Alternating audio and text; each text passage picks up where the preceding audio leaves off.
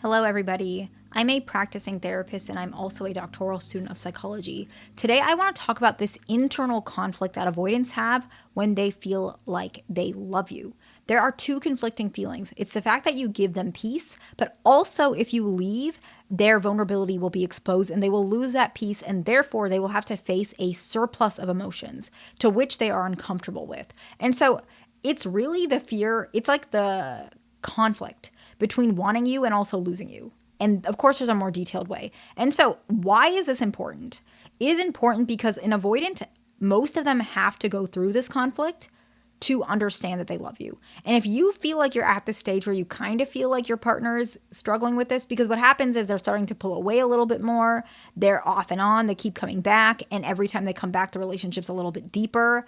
This means that they are struggling with this internal conflict. And if this is what's happening and you're wanting more detailed explanation about this, or you want to talk to me about it and you want to hear how the understanding that I have of the situation and how I can guide you, that is pinned in the comments. It's a consultation call, as well as you can also email me if you want. Both of them, you can write details about your relationship prior to the call or email so that you can give me more background so that we can make the most out of your time, okay? And so that's pinned in the comments. But what constitutes of peace? The first one is actually your presence. If you feel like your partner gets more happier when you're there, or more calm, or they might just be more relaxed, they might be able to be themselves, which could mean their more distant self, but they're only like that with you. It does mean your presence is adds something to their life that other people don't. They get to be their real self around you. I've had many couples where I work with where the wife will say, for example, let's say she's anxious, preoccupied, the husband is dismissive, avoidant. And by the way, it can work either way for the genders. She might think, I feel like you don't like me at all. You're always in a good, like, you're always talkative around your mom or your brother, but around me, you're so quiet and detached. And he might say, well, yeah, around my mom and my brother, I'm performative. I get so exhausted. I get so drained. That's why I don't even like seeing them all the time. I only see them once a year, not even. And it's because that's not who I really am. You see me every day because I give you that. Some of them are really clear about this stuff. Some of them really have a very clear understanding. This is how they feel. Like, it's not even buried in a lot of defense mechanisms. They know right off the bat that, yeah, your presence stands out to me. If you've heard any sort like that, you're my peace. You make things easier. And I know I've had calls with you guys where of what you have told me, they say that, and you guys brush that over, and you still are asking me, do they care? Well, yeah, they care about you more than anybody in the world.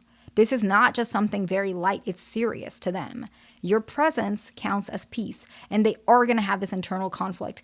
Hopefully they will resolve it and it's not going to create so many issues. But unfortunately, it's a double-sided situation. Because you're so important to them, losing you is really scary. And so, yeah, your presence is a huge part of this. The next one is your ability to take accountability.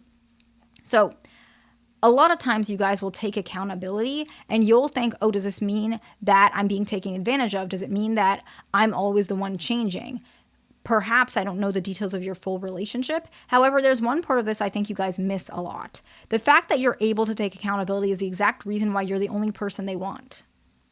Because they feel that you're not the type of person to push them and force them to do something they don't want to do. You're okay with challenging them, but you also challenge yourself. It says a lot about your character, and they really admire and feel safe and peaceful around people like that, because the reality is they want to be like that too.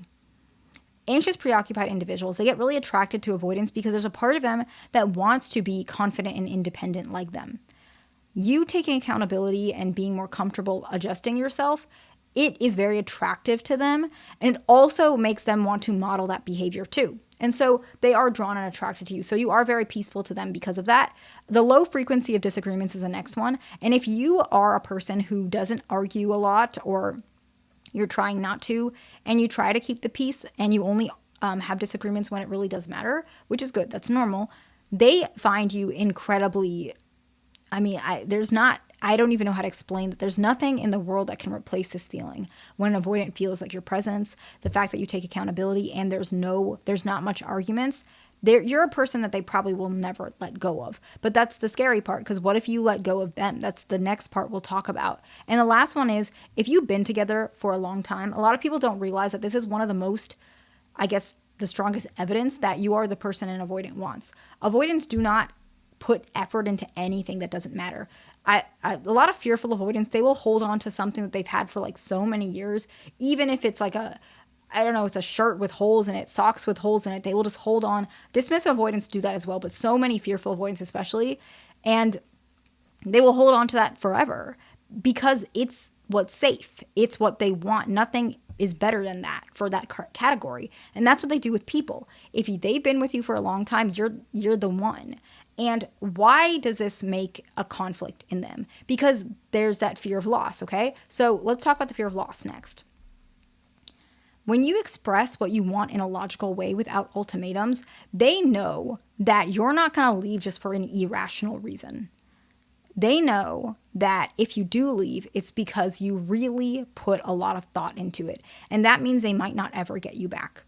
And they don't want to lose you, which is why a lot of people who are like this, you do put them in a situation where they will change and they want to because they love you. But they're going to have this conflicting feeling as well. It's going to take some time, but I promise you, if they can get out of this conflict, they're going to be with you and they'll probably never leave you. The next one is you provide space when needed, but you predominantly provide presence, depending on the nature of your relationship. But this is something I want you guys to really think about. A lot of you guys think that space is the most predominant thing you should give them. That's not true. Space is the addition to the presence. You give them presence, but that presence allows them to have space when needed. The relationship in of itself is not mainly constituting of space and then presence is there randomly. It's the other way around. And a lot of you guys get that mixed up. And I'm not trying to call out anyone specifically, but I've had some calls with you guys where you're like, you give them a lot of space and then they come back around and say, well, if you wanted to talk to me, why didn't you text me? Why didn't you tell me? And you're thinking, well, I'm trying to give you space. I thought that's what you wanted. But they're thinking, well, I never said that. You kind of assumed that because maybe they were in a bad mood or they were detaching. But they didn't ask for that space. They actually probably want your presence. But you reacted thinking, oh, they want space. Let me pull away. And it's okay to give a little bit of space. I completely respect that. I think that's very sweet that you guys do that. But there's a balance. You can still talk to them. You can still ask them how they're feeling. You can still talk about things that are important. You do understand this relationship is yours too, right? Sometimes you guys really forget that. I'm not even trying to call you out that badly, but I really want you to understand, like, how you feel is important. They like you.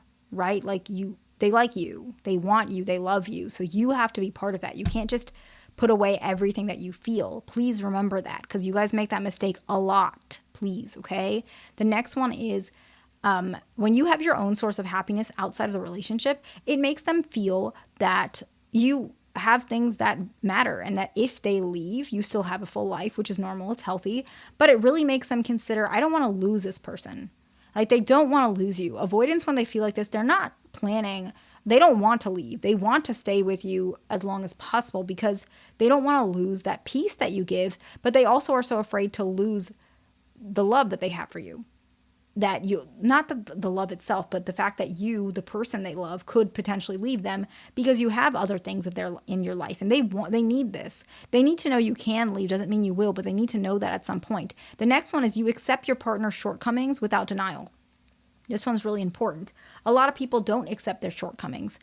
They either are in denial of it or they are demanding them to change right away. You accept, okay, I know he's not a good texter. It's annoying and I hope it changes one day, but it is what it is right now. They kind of know that. You might talk to them like that. I would like if you would be a little bit of a better texter. I know that's, I know you're working on it. It's something I hope for it one day, but I know that you don't text me back as quickly. Just please let me know when you get to the airport. Something like that, whatever that situation is, right? They know that you know the truth of them and no one else really knows them like you do. And they don't want to lose that. It's very authentic. And the last one is you acknowledge their efforts. When you acknowledge their efforts, they really feel like who you are is so precious and that you can see them that they're a valuable person as well. They feel really loved. And so let's summarize what constitutes as peace is presence, ability to take accountability, low frequency of disagreements, and being with you for a long time. What constitutes as loss, and you need both of them for the avoidant to really understand they love you, is when you express what you want in a logical way without ultimatums. You provide space when needed, but predominantly provide presence. You have your own source of happiness outside of the relationship. You accept your partner's and your shortcomings without denial, and you acknowledge their efforts. I hope this video is helpful to somebody. Please like, subscribe. I'll see you in the next one.